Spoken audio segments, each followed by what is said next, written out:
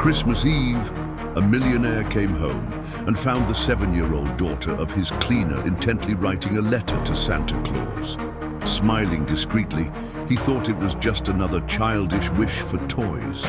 Minutes later, he witnessed the girl's mother discovering the letter and forcing her to throw it in the trash. Curious, the millionaire picked it up, and as he read the first words, he couldn't hold back and began to cry.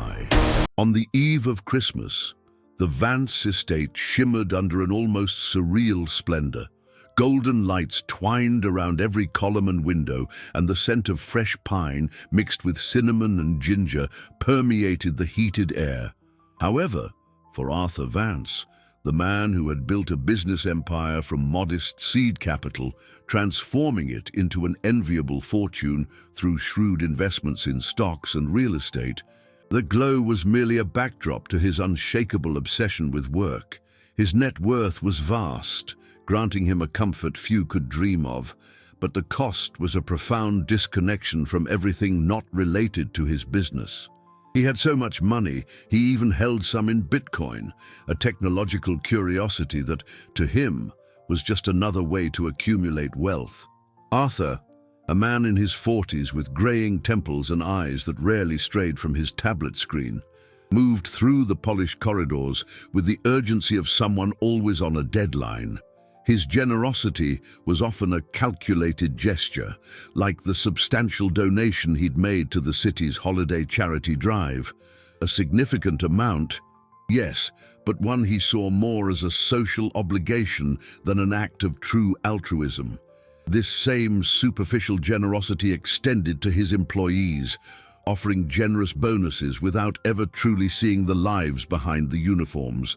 That December morning, as he reviewed complex spreadsheets detailing the cash flow of one of his latest acquisitions, he barely noticed the silent entrance of Cecilia, his housekeeper, and a small shadow that accompanied her.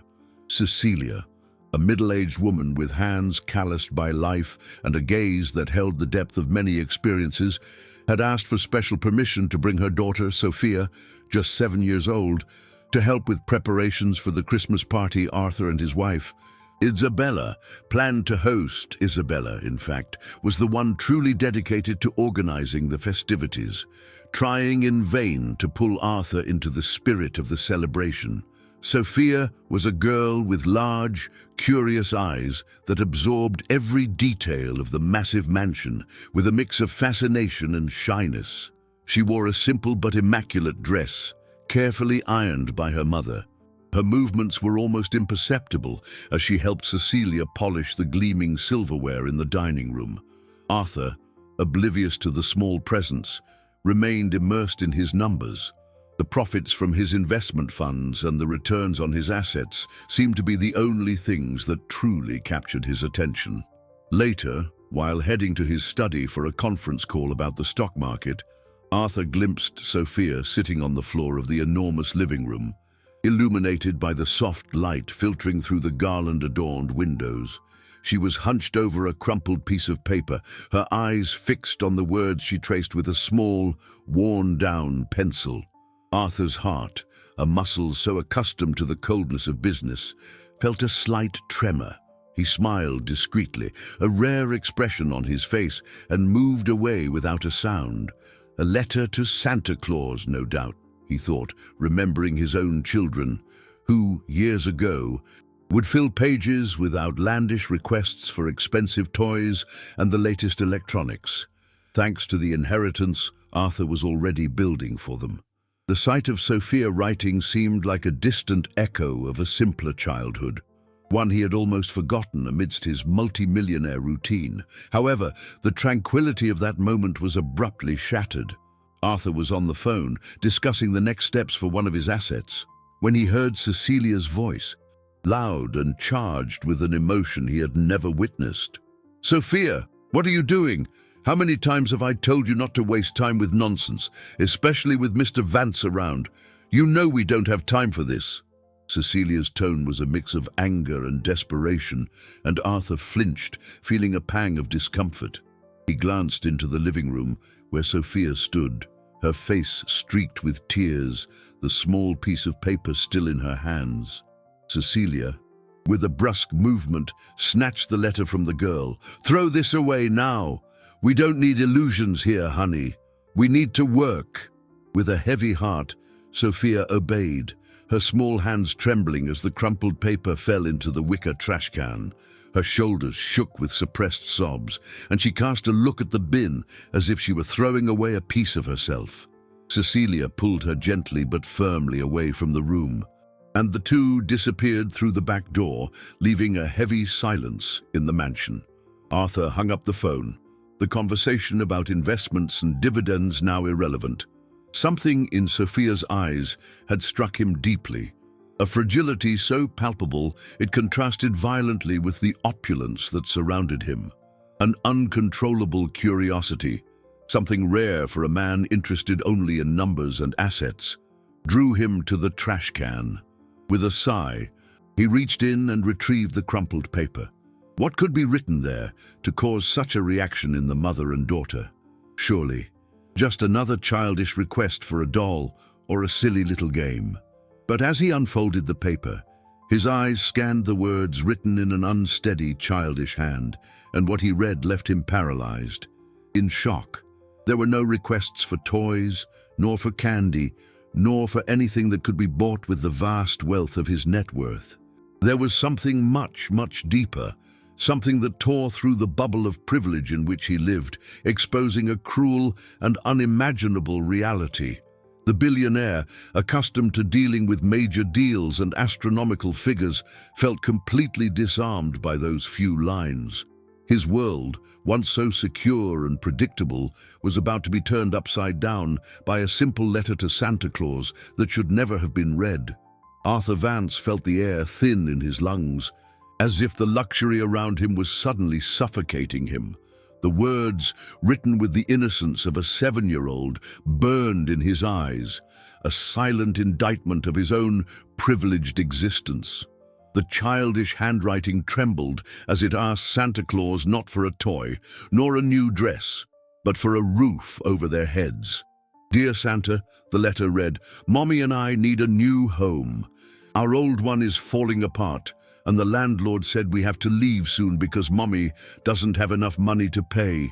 Please help us find a warm place to live for Christmas."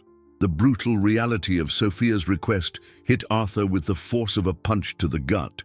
He, a man whose net worth was so vast he could buy houses, entire buildings, and who owned assets worth millions in different currencies, had never contemplated the possibility of someone not having a place to live. His vast capital, accumulated through years of aggressive investment and stratospheric stock market profits, seemed useless, almost obscene, in the face of such a basic and desperate need. Why had this reality never reached him? The answer was simple and painful. His bubble. The golden bubble that protected him from the real world, fueled by his obsession with work and a generosity that, he now realized, was purely superficial. He donated, yes, but he never got involved, never looked into the eyes of those he was helping.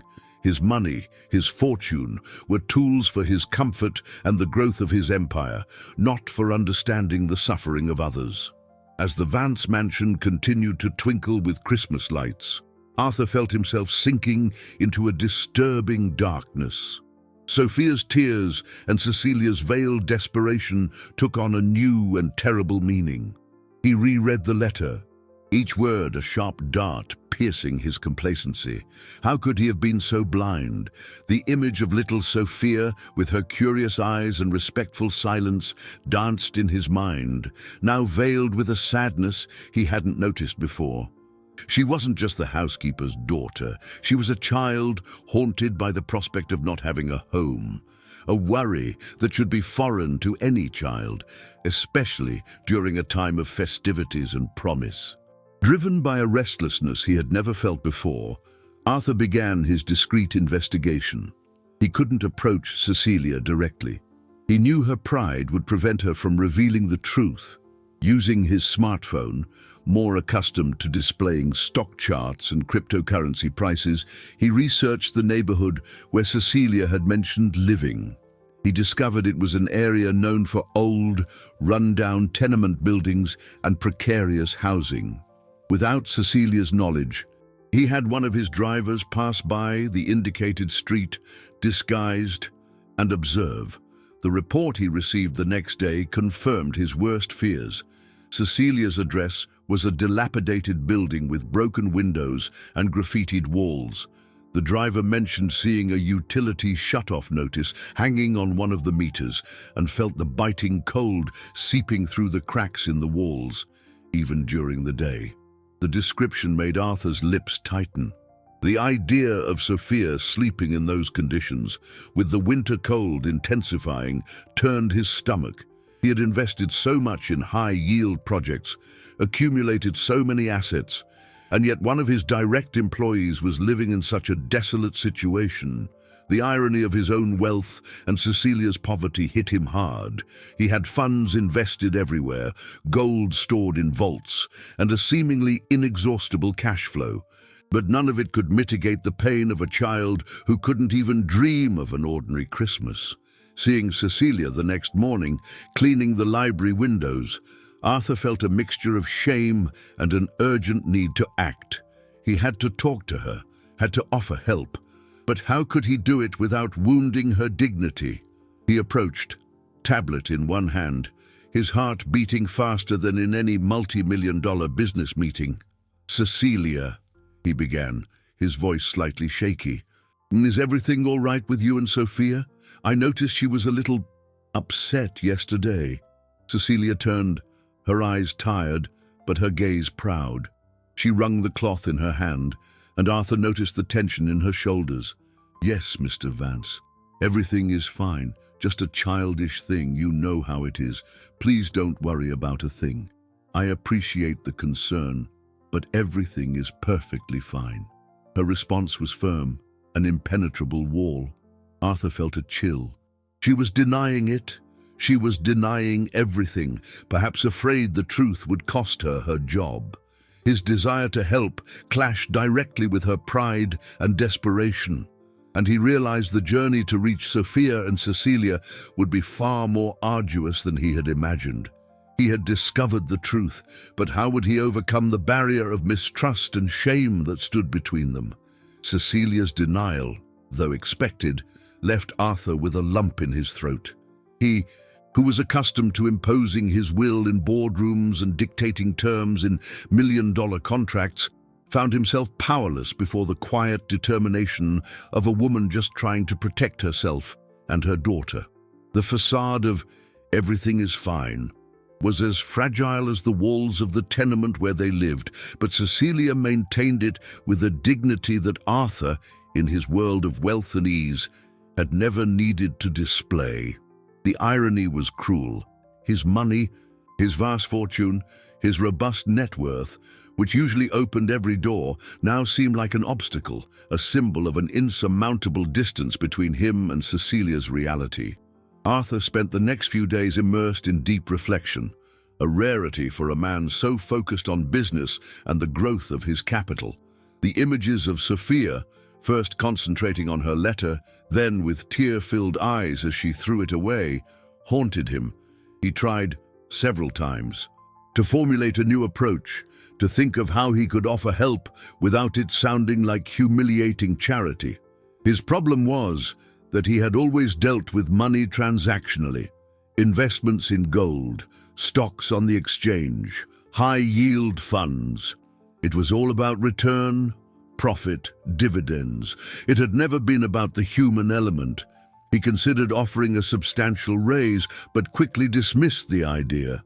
Cecilia, in her pride, would likely refuse it, or worse, feel even more ashamed.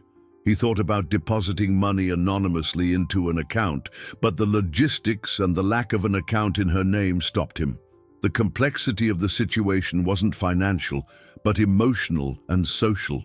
His own children, Lucas and Laura, lived in a universe where the biggest concern was the model of the next video game or the trendiest brand of clothing. The idea that a child could be worried about a roof over her head was as alien to them as the notion of having to count coins for bus fare. The first significant obstacle, Arthur realized, was the very interpretation of his help. To him, it was correcting a wrong that he, in his blindness, had allowed. To Cecilia, it could be an affront, a cruel reminder of her vulnerability. He couldn't just write a check and solve the problem as he would in a business deal. This wasn't a stock trade, nor a cryptocurrency investment. It was the lives of two people, and the value there couldn't be measured in dollars or euros. He decided he needed more information, but in a way that wouldn't expose Cecilia. Using his network of contacts, he asked a trusted lawyer to discreetly investigate the tenement situation under the pretext of a potential real estate acquisition in the area. The lawyer, accustomed to dealing with the complex liabilities and assets of Arthur's large companies, was surprised by the request, but followed the instructions. Days later, the report arrived, and its words were another blow. The tenement wasn't just precarious, it was in the advanced stages of eviction. There were accumulated debts for rent and utilities, and the residents were under imminent notice to vacate. The property owner was a man known for his intransigence, focused solely on profit, with little regard for his tenants' conditions. The situation was more dire than Arthur had imagined.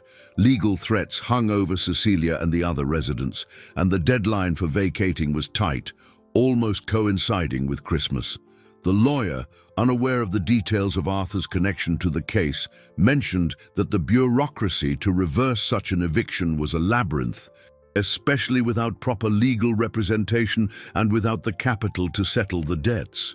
The information brought a new layer of anguish to Arthur. It wasn't just a matter of paying the bills.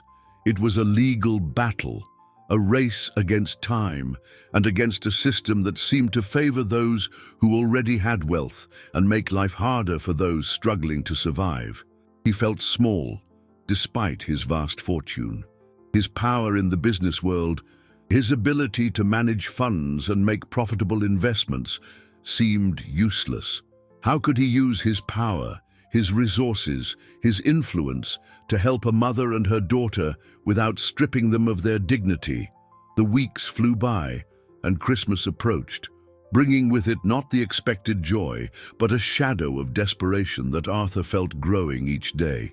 He looked at the lavish decorations in his mansion, at the expensive gifts already piled under the tree, and felt an emptiness. What did all this opulence mean if, just a few miles away, a child was worried about having a roof over her head?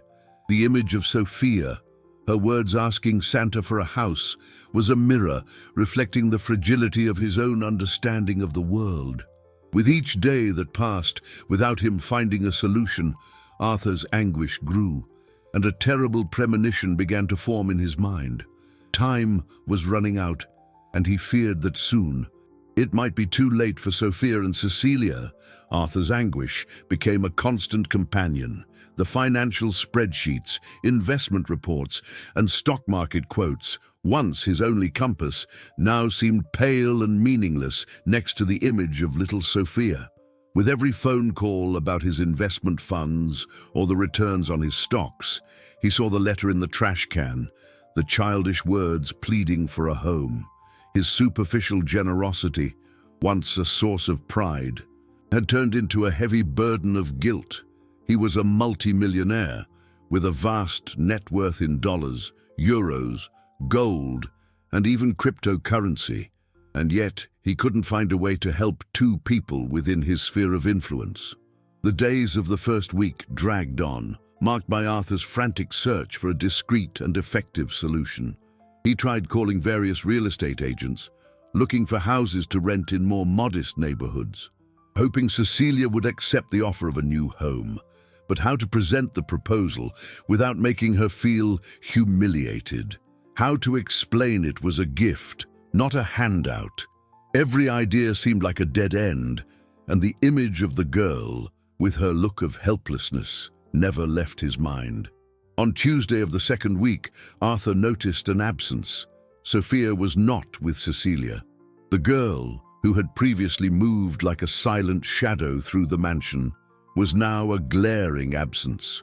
He looked for her in the hallways, the dining room, the garden, but she wasn't there. A sudden chill ran down his spine. He tried to hide his concern, but couldn't ignore it. When Cecilia came to clean his office, Arthur could no longer contain himself. "Cecilia, where is Sophia today?" he asked, trying to sound casual, but his voice betrayed his anxiety. Cecilia hesitated, her eyes fixed on the floor, a blush creeping up her wrinkled neck. She wasn't feeling well, Mr. Vance. I thought it was best to leave her at home today, but don't worry, she'll be fine tomorrow," she replied, her voice barely a whisper. The excuse sounded forced, and Arthur felt there was something more. His intuition, so sharp for business and identifying profit opportunities, now warned him of imminent danger. He waited for Cecilia to leave and immediately called his lawyer. "I need an update on Cecilia's tenement building. I want to know exactly what's happening," he said, his voice tense. The lawyer, accustomed to Arthur's urgent tone regarding major deals, sensed this situation was different, more personal. The answer came a few hours later, a new blow that hit Arthur with overwhelming force. Cecilia and Sophia had been evicted. The eviction order, which he had underestimated in its complexity, had been carried out. They were homeless. The lawyer's report indicated that after being removed from the tenement, the two had been seen at the reception of a homeless shelter on the outskirts of the city, an overcrowded shelter with minimal conditions, barely able to keep its occupants warm on the cold December nights. Arthur felt himself stagger, evicted. The image of Sophia, homeless, wandering the cold streets before finding a precarious refuge, was a nightmare come to life. He had failed. All his wealth, all his assets, his investment funds, his returns, his capital in stocks, none of it had been enough to protect that child from such a cruel reality. His colossal net worth seemed like a useless burden, a symbol of his ineffectiveness. He remembered his children complaining about the house's heating on a slightly cooler day, and the memory shamed him deeply. Without a second thought, Arthur grabbed his car keys. He didn't call his driver. He needed to go alone, to see with his own eyes.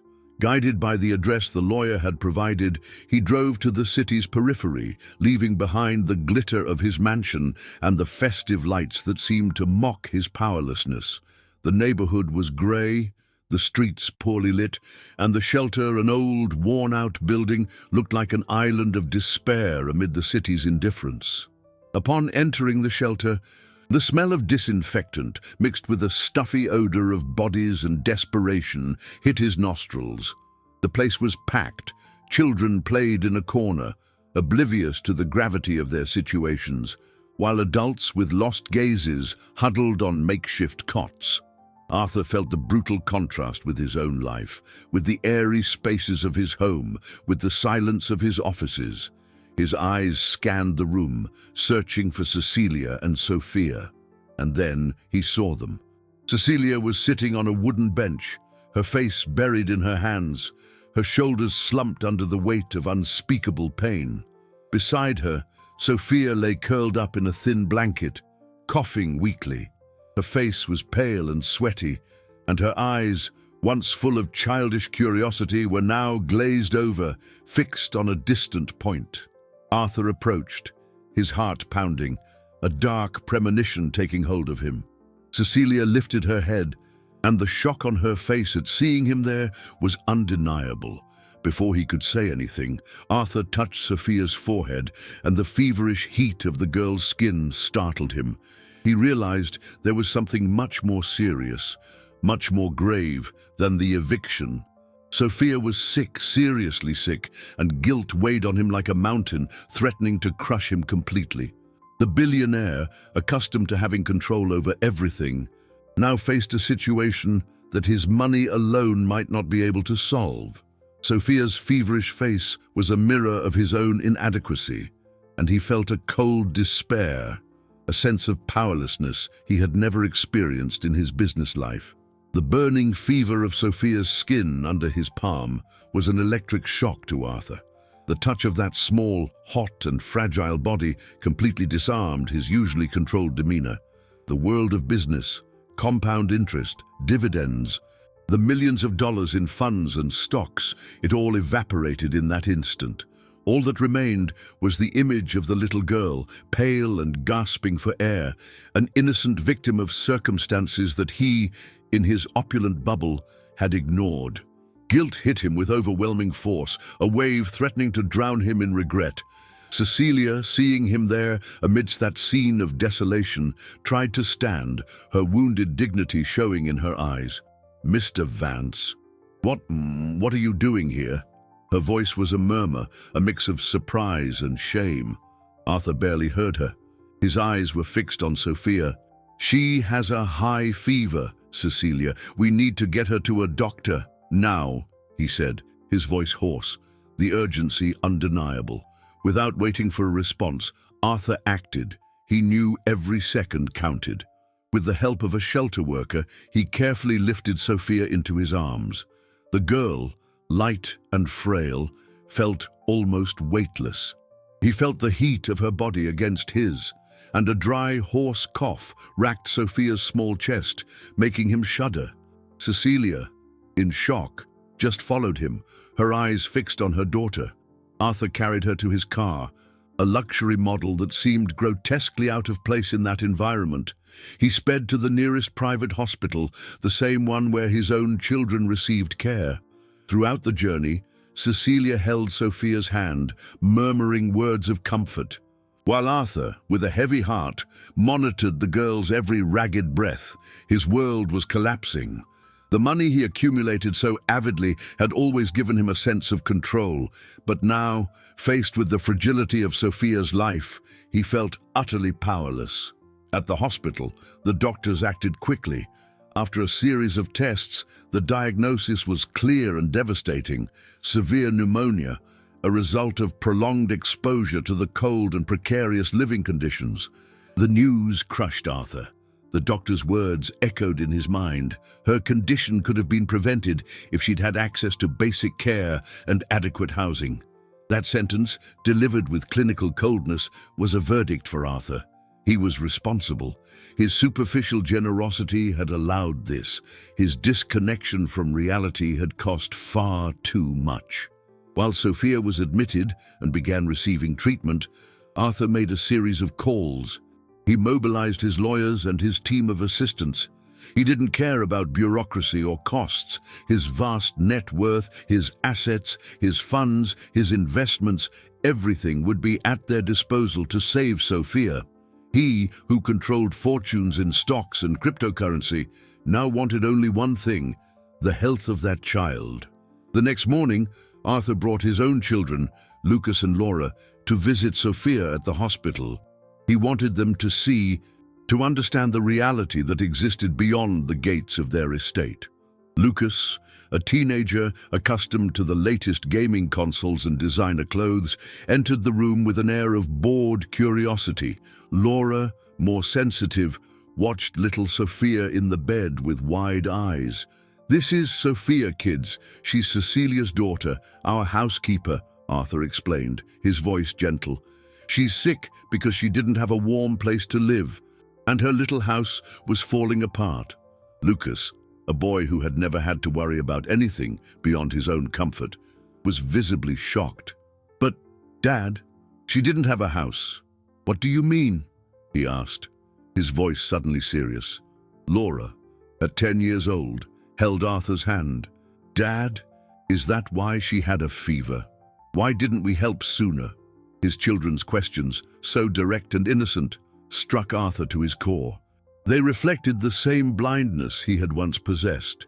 His children, accustomed to the luxury of a life where money and fortune were a given, were beginning to question the social inequalities they had never noticed.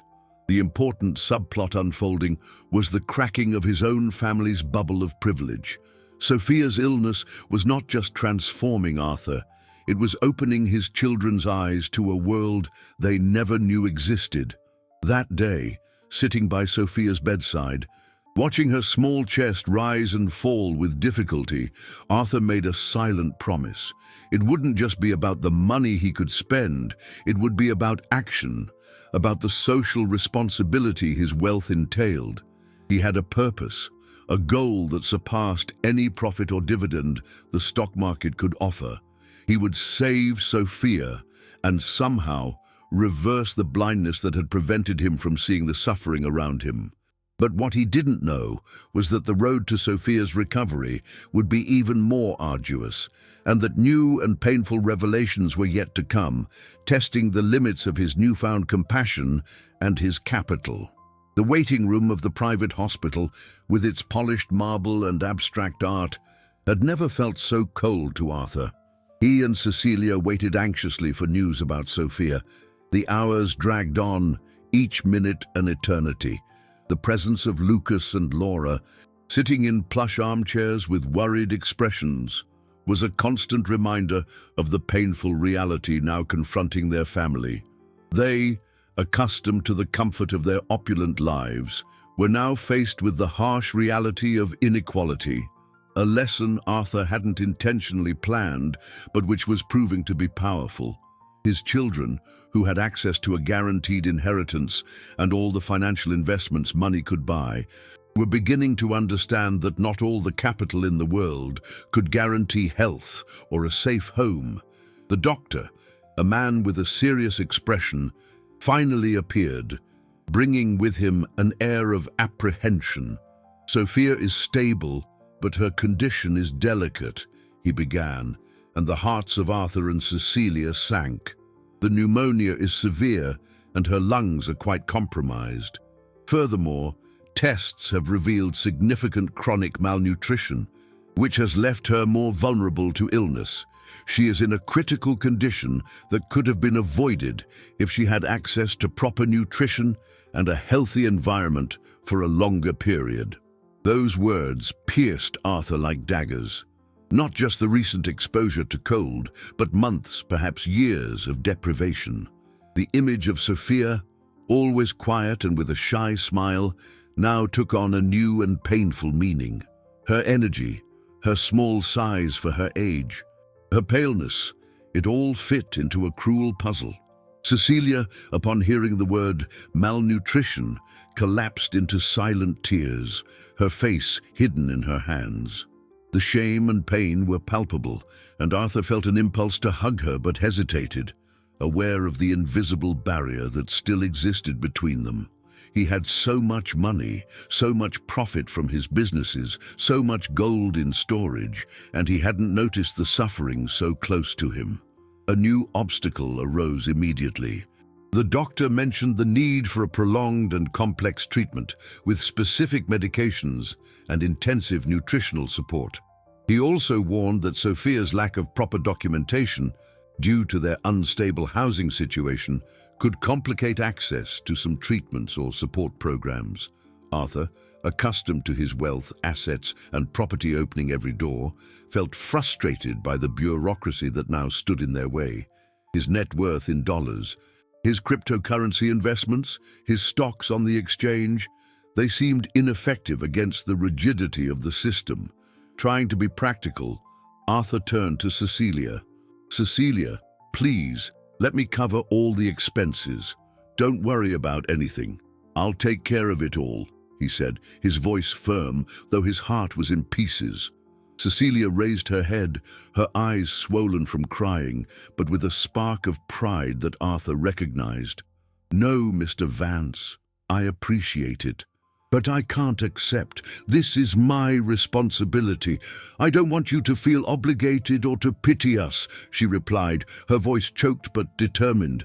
The third obstacle was her resistance, Cecilia's refusal, driven by a pride Arthur both admired and lamented, was an insurmountable wall. She saw the offer as charity, as a reminder of her failure to protect her daughter, not as a gesture of genuine compassion. Arthur realized that direct financial aid wouldn't be enough. It had to be more than that. It had to be a rebuilding of trust, an acknowledgement of dignity. Laura, Arthur's daughter, timidly approached Cecilia. "Mrs. Cecilia, Sophia's going to be okay, right? We really like her," the girl said, her voice soft, her eyes full of tears. Lucas, meanwhile, a bit more reserved but visibly affected, just nodded in agreement. The genuine empathy of his children, without the weight of guilt or pride, was a relief amidst the tension. Arthur knew he had to persist, but in a different way. This Christmas, which was supposed to be just another holiday of luxury and expensive gifts, had become the stage for a battle for a life. The image of Sophia, fragile and unconscious, was a constant reminder of his own transformation. He was no longer the detached multimillionaire. He was a man confronted with the pain of a child and the wounded dignity of her mother. He needed to find a way to break down Cecilia's walls of pride, to navigate the unyielding bureaucracy, and to ensure that Sophia not only survived but had a future, a safe home, and a dignified life. The responsibility now rested on his shoulders, not as a burden but as a purpose. What he didn't know was that soon an unexpected turning point would change the course of everything, revealing that help could come from where it was least expected, and that the real transformation was just beginning. The days dragged on in the second week of December with torturous slowness. Sophia remained in the hospital, her recovery slow and painful, a thin thread of hope amid the uncertainty. Arthur Vance, who once measured time in investment deadlines and business closures, now felt it pass in the cadence of the small patient's heartbeat. The Christmas lights of his mansion, which once represented celebration and opulence, seemed mocking, a brutal contrast to the dimness of the hospital room. His net worth, his fortune accumulated in stocks, gold, and cryptocurrency, felt powerless. Cecilia's refusal to accept direct financial help was a colossal obstacle. A woman of firm principles and unbreakable pride, she didn't want to feel like an object of charity. "Mr. Vance, you've already done so much by bringing my daughter here. I'll find a way," she would repeat, her eyes tearful but firm. Arthur tried to argue, explaining it wasn't pity but social responsibility, a concept he himself was learning to internalize. He, who had accumulated so much capital and lived off interest and dividends for years, now found himself in a position where money was not the solution, but dignity was. It was in this setting of impasse and anguish that the unexpected turning point occurred. One afternoon, while Arthur was in the hospital cafeteria getting coffee for Cecilia, his phone rang. It was Isabella, his wife. She had been with the children visiting Sophia and Cecilia at the hospital, and what she saw there had transformed her in a way Arthur never imagined. Isabella, an elegant and reserved woman accustomed to Arthur's exclusive social circle, had always cared more about appearances than the depths of others' suffering. Her life was adorned with luxury goods, travel, and a lifestyle that Arthur's vast net worth provided. "Arthur, I need you to come here now." Her voice was choked, but there was an urgency and determination he had never heard. "It's about Cecilia and Sophia." Arthur rushed back to Sophia's room, his heart pounding erratically. Upon entering, he saw Isabella sitting next to Cecilia, holding her hand. Lucas and Laura were nearby, their faces serious. Cecilia was visibly emotional, and Isabella had tears in her eyes, but a glint of resolution in her gaze. "Arthur," Isabella began, her voice trembling slightly, "Cecilia was telling me about her home, about Sophia's letter, and about her refusal to accept your help. And I understood why." Arthur looked at her, confused. He expected a reprimand, perhaps another argument about how he had failed. But what came next left him completely stunned. "I spoke with Cecilia for a long time," Isabella continued, squeezing the housekeeper's hand, "and I understood that her dignity is something money can't buy or impose. She doesn't want a handout. She wants a chance. She wants to work for it, to fight for her daughter." A silence filled the room. Arthur couldn't process it. Isabella, the woman who lived in the golden bubble beside him, suddenly seemed to have crossed a barrier. "I have an idea," Isabella went on, her eyes fixed on Arthur's. "We can't just give her money, but we can offer something more.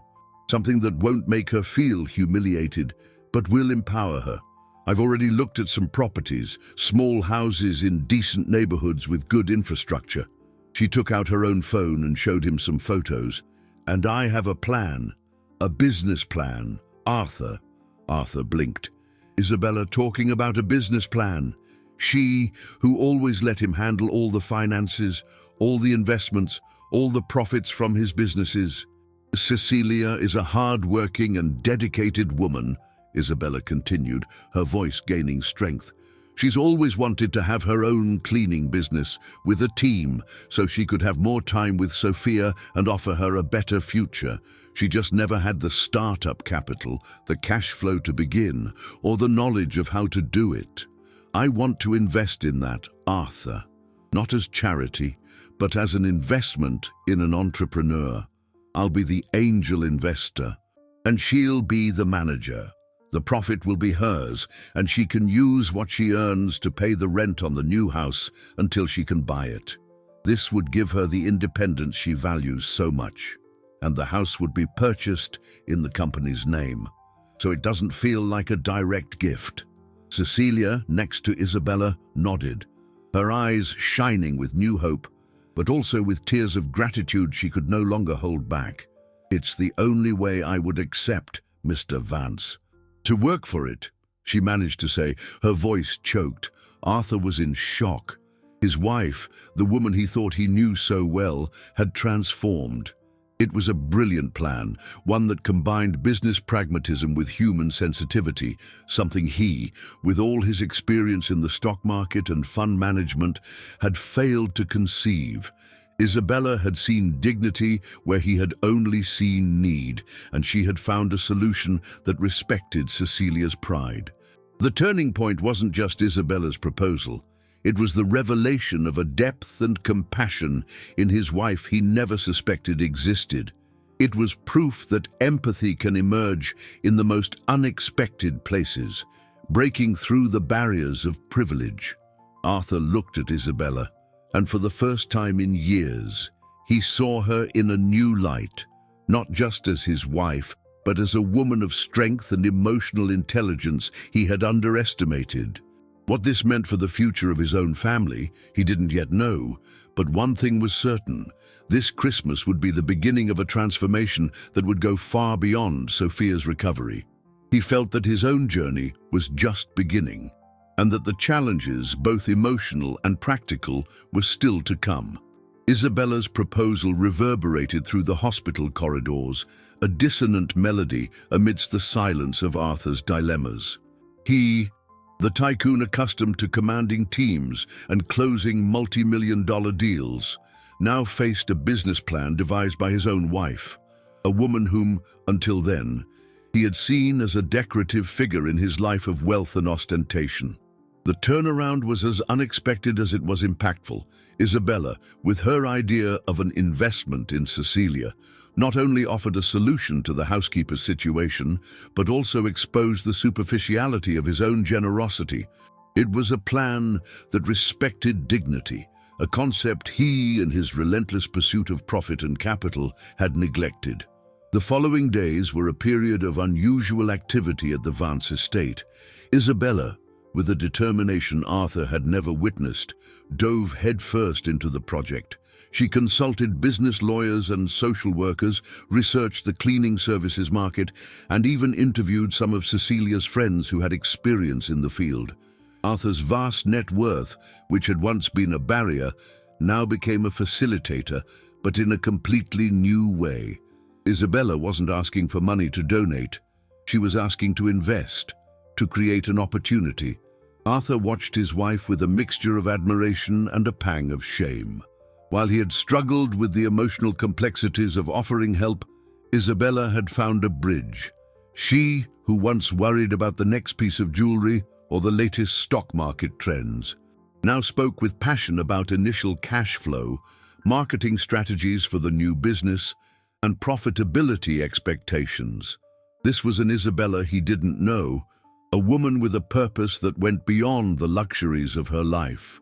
Lucas and Laura, meanwhile, continued to visit Sophia in the hospital.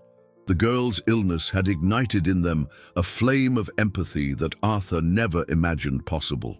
Laura would draw pictures for Sophia, bring her favorite toys, and talk softly to her, even when the girl was sleeping. Lucas, more introverted, would spend hours reading to the girl, choosing stories of superheroes and fairy tales in an attempt to transport her away from the hospital reality. They began to question things, to see the world with new eyes.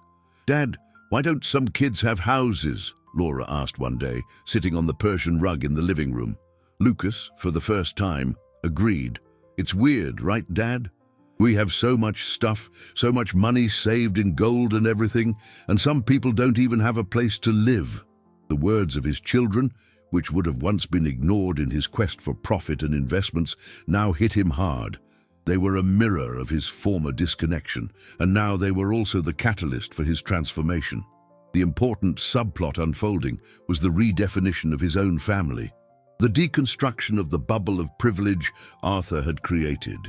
Meanwhile, Sophia's recovery was slow but progressive. She was still fragile, but the fever had subsided, and her cough had diminished. Cecilia, with a renewed spark of hope in her eyes, began to divide her time between the hospital and meetings with Isabella, learning about management, budgets, and how to build a solid business. Arthur, seeing Cecilia's determination and Isabella's passion, began to get more actively involved. He would not only provide the initial capital, but also lend his business acumen, sharing his decades of experience in successful stock investments and asset management. He felt reinvigorated, with a new purpose that went beyond the mere accumulation of wealth. This was not just a financial investment, it was an investment in lives, in dignity, in a future. The light in Cecilia's eyes, Isabella's renewed passion, and his children's growing empathy were the true dividends of this journey. However, the calm was only apparent. The reality of Cecilia's life still held deep scars.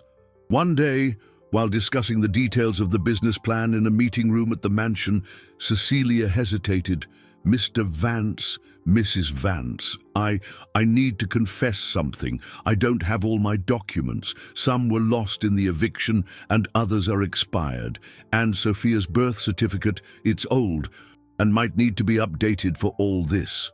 The air in the room grew thick. Bureaucracy, the fourth obstacle, had reappeared, a cruel reminder of the difficulties faced by those living on the margins. Arthur felt a tightness in his chest. It was a problem that his money, his stocks, his gold could not solve directly. But now, he had a purpose and a family that was uniting to help. He knew he would face this challenge with renewed determination, knowing that the future of Cecilia and Sophia and the transformation of his own family depended on it. The road would be long, but he was ready to walk every step, aware that true wealth was not in bank accounts, but in the human connections he was finally learning to build. Christmas was approaching, and with it, the promise of a new beginning, but also the uncertainty of how all the pieces would come together. Cecilia's confession about the missing documents hung in the air like a dark cloud, threatening to overshadow the glow of new hope. For Arthur, a man who lived in a world of ironclad contracts and the impeccable bureaucracy that governed his millions in investments and his dollar-denominated net worth, Cecilia's situation was almost unimaginable. How could someone lose such essential documents? But then he remembered the tenement, the urgency of the eviction, the chaos of a life in constant precarity, and he understood. His vast assets and investment funds protected him from such realities. But for Cecilia, the struggle was daily. Isabella, however, showed no discouragement. On the contrary, her gaze grew even more intense. "Don't worry, Cecilia," she said, her voice firm and full of conviction. "We'll sort this out. Arthur has an excellent legal team. They can help us." Isabella's confidence was a balm, and Arthur felt a wave of gratitude for his wife, who was proving to be a force he never knew she possessed. The next few days were dedicated to battling bureaucracy. Arthur's lawyers, accustomed to handling complex stock negotiations and international contracts, were now tasked with recovering birth certificates, identity documents, and regularizing the situation for Cecilia and Sophia. It was an arduous process, filled with trips to the county clerk's office and public agencies, filling out forms, and a great deal of patience. Arthur, who would have previously delegated these tasks without a second thought, now got personally involved, tracking every step, understanding the nuances and difficulties Cecilia had faced alone for so long. He saw the irony. All his capital, his fortune, his profits couldn't speed up the slowness of a system that seemed designed to make life harder for the most vulnerable. While the bureaucracy ran its course, Sophia continued her gradual recovery in the hospital. The medical team, aware of Arthur and Isabella's involvement, gave her extra attention. The girl was receiving the nutrients she had lacked for so long, and the medication was working. Her eyes, once lifeless, were beginning to regain their sparkle, and a faint but genuine smile occasionally lit up her face. Lucas and Laura continued to visit her, the bond between the children growing stronger each day. They brought books, simple games, and told stories of their own lives, a life that, for the first time, they were beginning to question and appreciate from a new perspective. Laura, in particular, developed a special affection for Sophia. She would spend hours by the girl's bed, coloring pictures and whispering childhood secrets. One day, Laura told Arthur she had donated some of her toys to other children at the shelter where Sophia had been. "They have nothing, Dad. It's so sad," she said, her eyes welling up. Lucas, in turn, suggested that instead of so many expensive gifts, they could use part of the dividends from their own stock holdings to help more families. The transformation of his children was palpable, and Arthur felt a pride that surpassed any business success.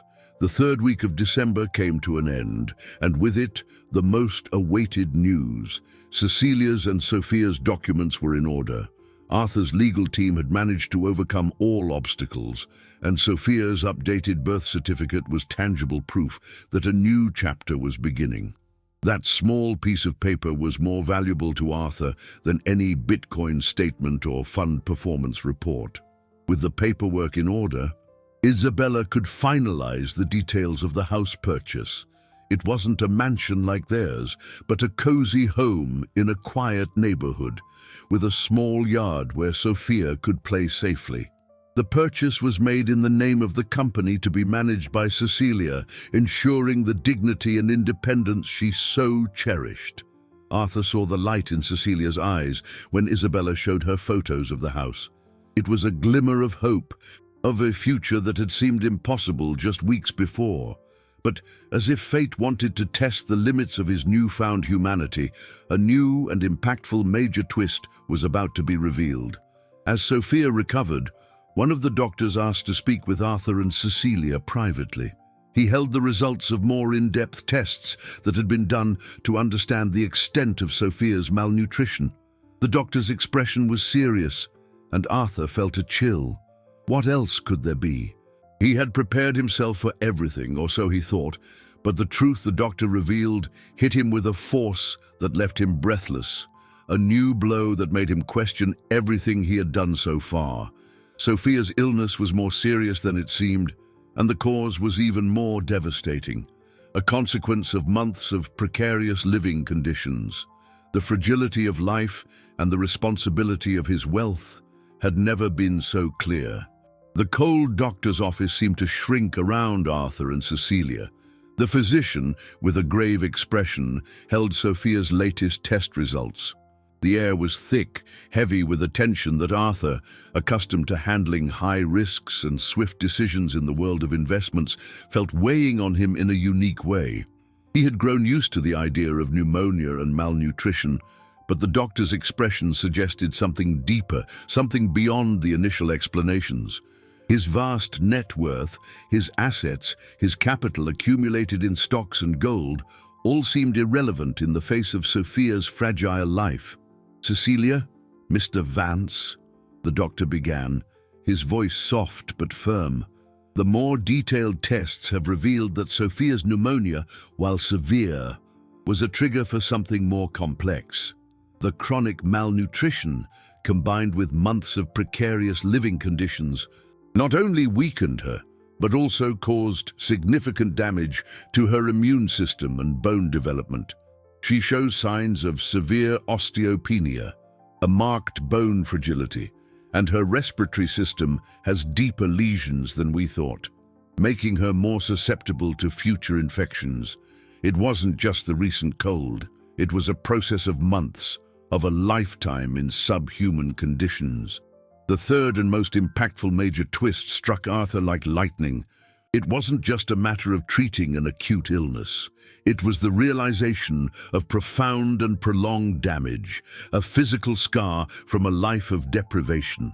Sophia's illness was not an isolated event, but the culmination of months of invisible suffering. The image of the girl, always quiet, always small for her age, now transformed in his mind, revealing the unbearable weight of her existence. His eyes filled with tears, and he felt a tightness in his chest that surpassed any pain he had ever experienced. He, the billionaire who boasted of profits and dividends, felt like a silent accomplice to that cruel reality. Cecilia broke down. Tears streamed down her wrinkled face, and she sobbed uncontrollably. The guilt, the pain, the desperation of a mother who couldn't protect her child from the brutality of poverty were palpable. Arthur reached out his hand and, for the first time, touched hers, a gesture of silent solidarity. There were no words, only the shared pain of a reality he, in his bubble of privilege, had never allowed himself to see. The doctor explained that Sophia would need intensive, long-term care, respiratory physiotherapy, nutritional supplementation, orthopedic monitoring. It would be an arduous path, and full recovery would take time and require constant dedication. He also reinforced the need for a stable, healthy environment for Sophia's body to fully recover. That moment was a watershed for Arthur. He realized the help he was offering couldn't be merely reactive, a response to a crisis. It had to be proactive, a long-term commitment. His role wasn't just to pay bills or solve bureaucratic hurdles. It was to secure a future, a dignified life for Sophia and Cecilia. Back at the mansion, the glow of the Christmas decorations seemed even more hollow. Arthur walked through the lavish halls, looking at the expensive gifts piled under the tree, symbols of a wealth that now seemed empty to him. His own children, Lucas and Laura, played in a corner, oblivious to the depth of the revelation. He felt a lump in his throat. All those luxurious decorations, all his investments and his capital seemed insignificant compared to the value of a child simply having a safe, warm home. The true meaning of Christmas, of generosity, of human connection, was revealing itself to him in a painful and transformative way. He called Isabella into his study and, in a choked voice, told her the new revelation. Isabella, with a sensitivity Arthur had never attributed to her, listened in silence, tears streaming down her face. "Arthur," she said, her voice soft, "we will take care of them. We will ensure Sophia has everything she needs to recover, and we will do more." That night, Arthur couldn't sleep. The image of Sophia, with her fragile bones and compromised lungs, haunted him. He found himself reflecting on his life, on the relentless pursuit of profit, of assets, of a fortune that had isolated him from the true essence of humanity. His businesses, his returns, his cash flow, it all seemed to empty of meaning. He realized that his wealth was not just a privilege. It was a responsibility, a power he had underutilized for so long. The decision was made. He would not only pay for all of Sophia's medical treatments, but also ensure that she and Cecilia had permanent stability. The house, once a goal for Cecilia's business, now became an urgent necessity, a safe and warm home for Sophia to recover. But he felt that still wasn't enough. Sophia's pain had opened his eyes to a much larger reality, to the countless Sophias that existed in his city, in his country. He had to do more, had to transform the initial shock into systematic action, into a legacy of true benevolence. Christmas was approaching, and with it the promise of a resolution, but also the certainty that Arthur's transformation was just beginning, and that a new purpose had been born in his heart. Christmas Eve approached with a bittersweet atmosphere at the Vance estate. The twinkling lights, Christmas carols, and the scent of pine mingled with the shadow of concern that hung over the family. Sophia, though stable, remained in the hospital, her recovery a constant reminder of the fragility of life and the brutality of social inequality. Arthur, who once felt at the pinnacle of success with his vast net worth in dollars and euros, now found himself in a moment of deep reflection on the true value of his fortune and investments. The profit, the dividends, the accumulated assets. It all seemed empty compared to the dull glimmer in a child's eyes. Isabella, with a strength and purpose Arthur had never witnessed, became the bridge between their world and the reality of Cecilia and Sophia. She coordinated with the lawyers to expedite the house's paperwork, chose the most suitable furniture for the new home, and ensured that every detail for the mother and daughter's comfort was being arranged. Her involvement was total, and Arthur felt a growing admiration for his wife. She, who once cared about fashion and the social events of her wealthy circle, now spoke with passion about the importance of healthy eating and physiotherapy for Sophia. Lucas and Laura also continued their regular hospital visits. The experience had matured them both in a remarkable way. Laura, with her sweetness, read stories to Sophia and made colorful drawings that brightened the hospital room. Lucas, the initially indifferent teenager, spent hours researching malnutrition and osteopenia, looking for ways to help with his friend's recovery. He even proposed to Arthur that part of the profits from his own investments and funds be used to create a support project for underprivileged children. "Dad, we have so much money in stocks, gold, Bitcoin. We can't just watch people suffer," Lucas said one day, his eyes, once focused on video games, now shining with purpose.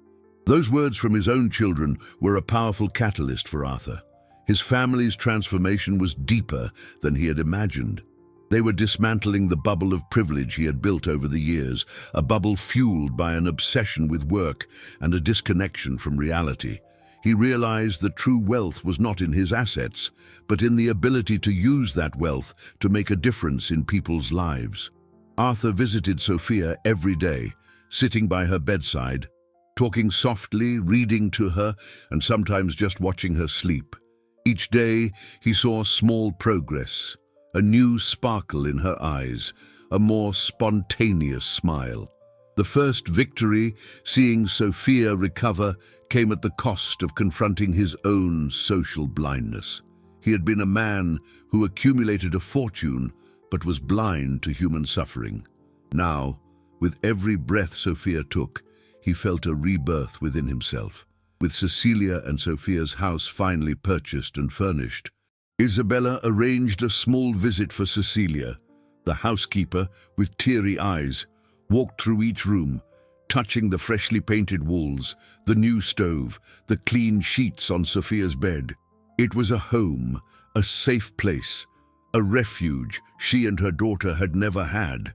Cecilia's gratitude was immense, but there was also a dignity in her gaze, the certainty that she would work hard to honor this opportunity.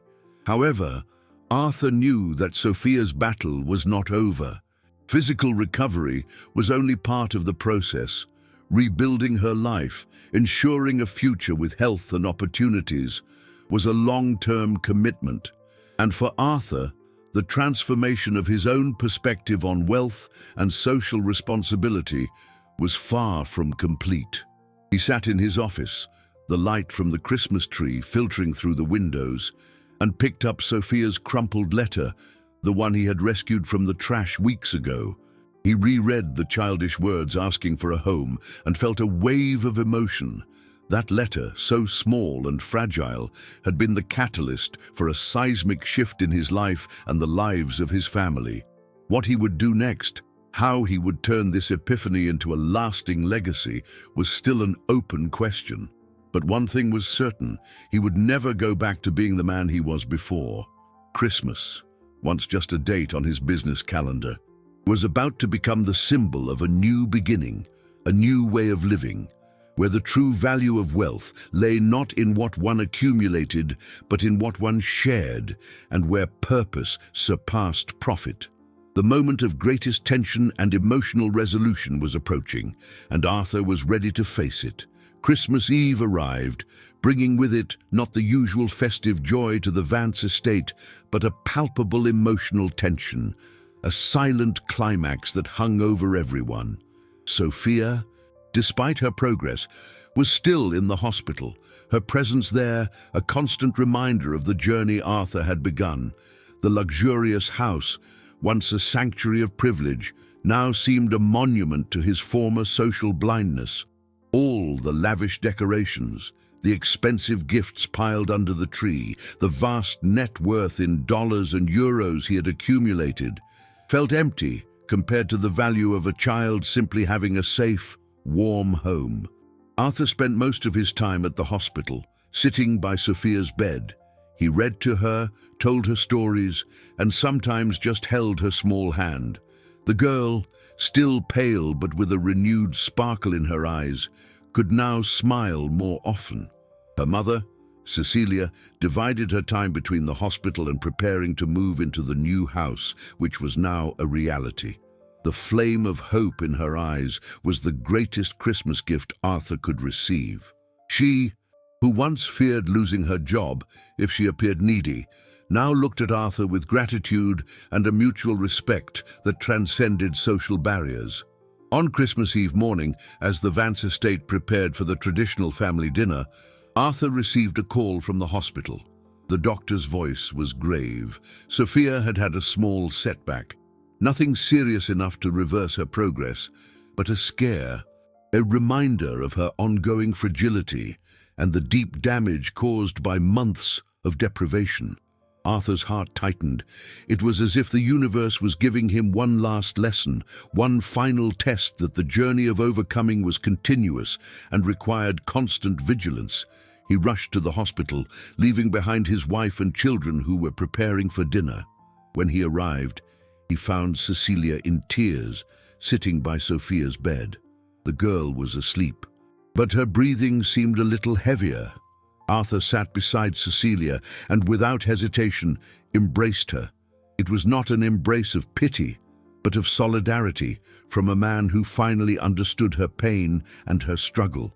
"She's going to be okay, Cecilia," Arthur whispered, feeling tears stream down his own face. "We're going to make sure of it. No matter what happens, I'm here. We're here." In that moment, all barriers between them crumbled. Wealth, gold investments, stocks, business profits, it all became secondary. What mattered was Sophia's life, Cecilia's dignity, the human connection he had discovered. Isabella arrived shortly after too, accompanied by Lucas and Laura. They had decided to postpone dinner to be with Sophia and Cecilia. Laura, her eyes red from crying, held Sophia's tiny hand, while Lucas, with a look of unusual seriousness for his age, stood by Arthur's side.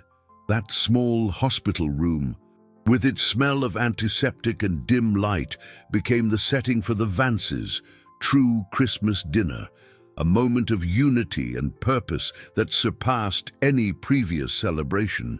Arthur looked at his family, at Isabella, who had transformed so profoundly, at his children, who had awakened to a reality far greater than their privileges, and at Cecilia, who was now more than an employee.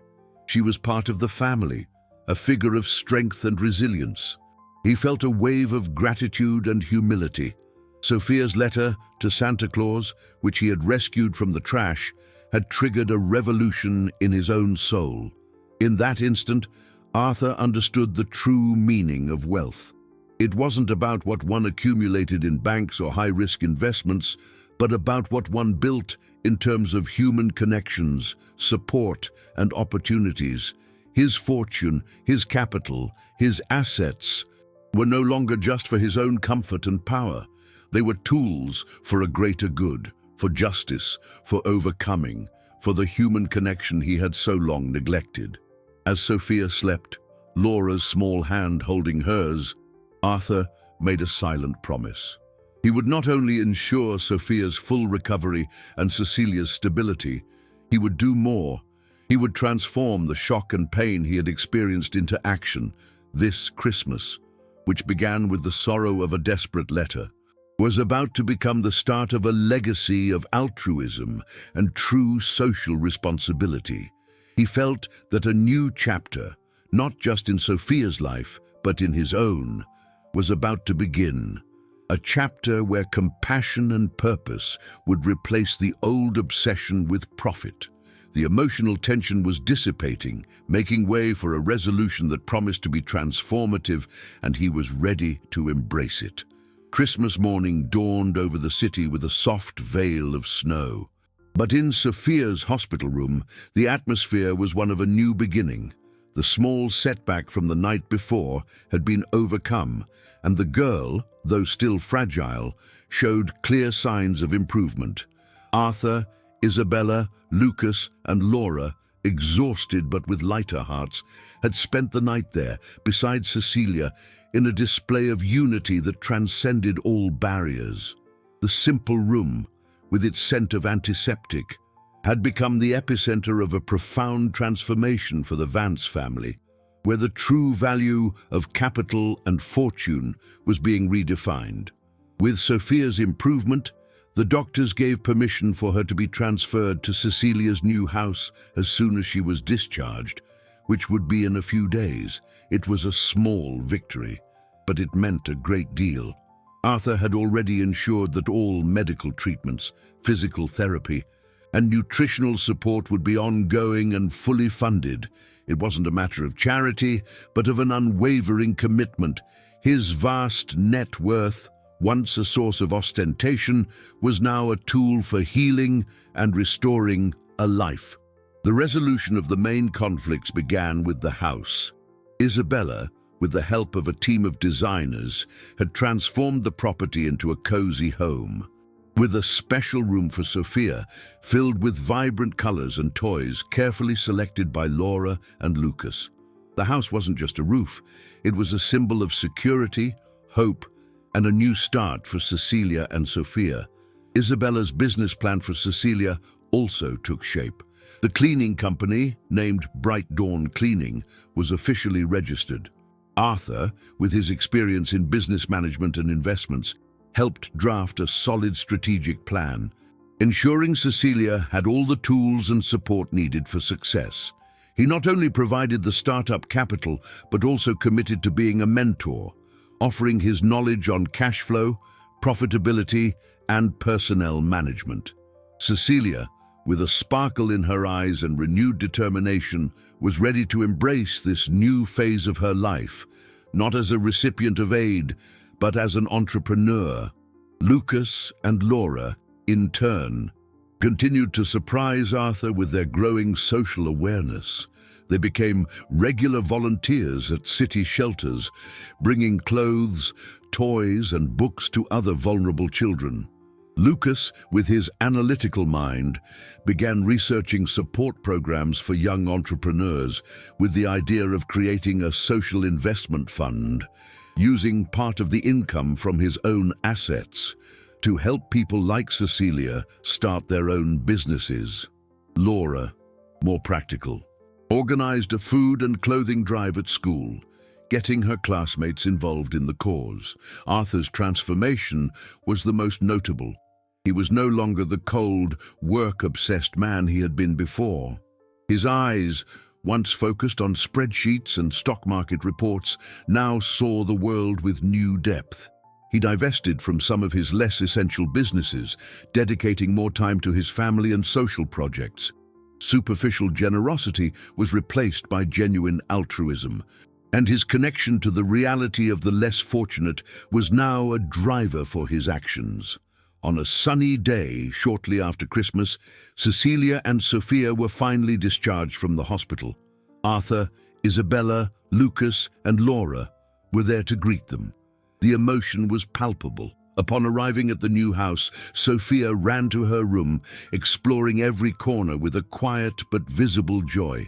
Cecilia, with tears in her eyes, hugged Arthur and Isabella. "I can never thank you enough for everything you've done," she said, her voice choked with emotion. "There's nothing to thank us for, Cecilia," Isabella replied, holding her hand. "We just did what was right."